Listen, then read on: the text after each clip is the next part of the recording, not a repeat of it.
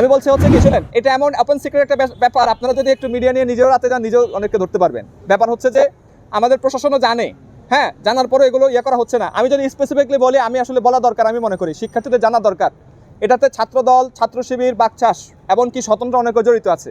এবার বাকিরা আপনারা খোঁজ করে নেন।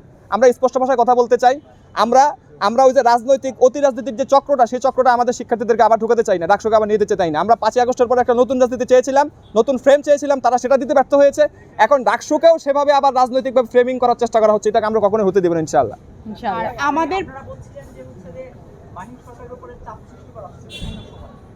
আপনারা এই যে আন্দোলন জুলাই অভ্যুত্থানের পরে আগের যে রাজনীতি ছিল, পরের যে রাজনীতি, সেই রাজনীতিটাকে যদি এখনো ছাত্রী সেই রাজনীতি বলে, সেখানে আপনাদের স্ট্যান্ডটা কি হবে? আপনারা ওটাই তো আমরা বারবার বলছি, আমরা যে নতুন রাজনীতি চেয়েছিলাম, যারা জুলাইয়ের সামনে থেকে অভ্যুত্থানের নেতৃত্ব দিয়েছেন সব দলেরই বলবো, কিন্তু তারা আসলে নিজেরাই আর নতুন রাজনীতি আনতে পারেন না, তারা ব্যর্থ হয়েছেন। তারা এখনো ওই আগের রাজনৈতিক যে এই যে চাপা সৃষ্টি করা, ভাই ব্রাদারের রাজনীতি, ভাই ব্রাদার কোরআনের রাজনীতি, এগুলোই আবার করছেন তারা।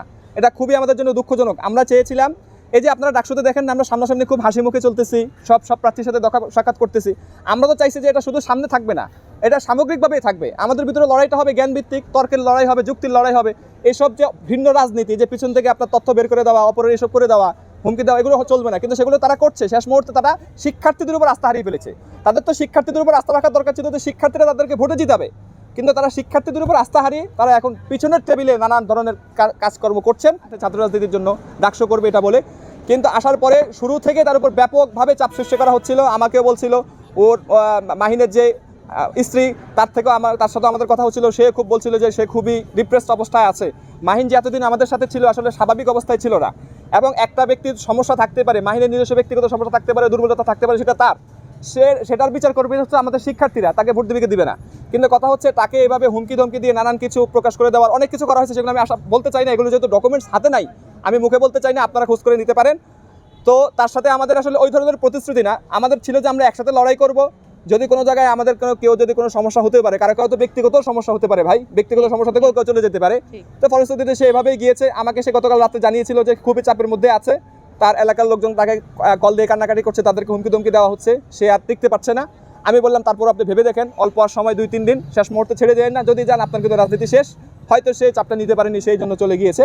আমরা বলবো যে সেটা সে ভুল করেছে, আমরা আমাদের দিক থেকে একটুটুকুই বলতে পারি। আর জিএস পদে আমরা কাউকে সমর্থন দিব কি দিব না, এই ব্যাপারে আমরা এখনো কোনো সিদ্ধান্ত নেইনি।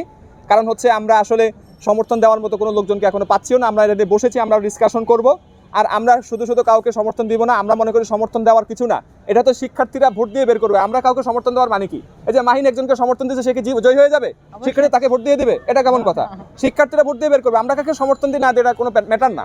ঠিক জি ভাই।